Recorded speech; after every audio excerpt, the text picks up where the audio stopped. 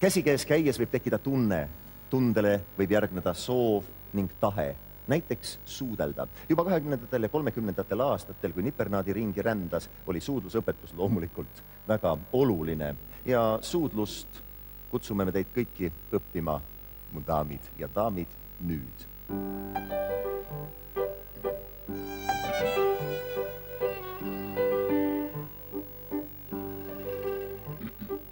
Kellel süda armust põle, suudelgu siis huultele.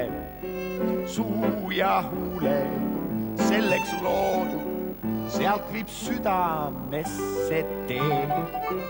Aga kes teist veel on võhi, usuvõludes ei tea, kuula siis me õpetusi ja neid hästi meeles pea. Kuula siis me õpetusi ja neid hästi meeles pea.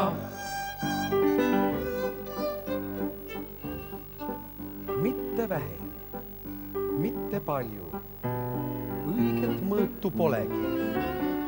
Ei liig kergelt, ei liig raskelt, aga kuumalt alati, aeglaselt ja äkki hoogsalt.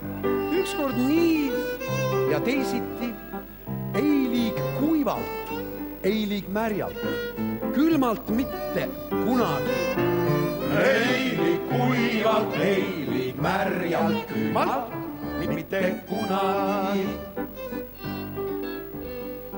Õrnalt suru, maialt maitse, kuni loodud on kontakt, sest ka suudlusel pea meeles kindel rütm ja kindel takt. See, kes tahab meistriks saada, peab veel palju õppima. Tulge neiud meie juurde, õpetame suudlema.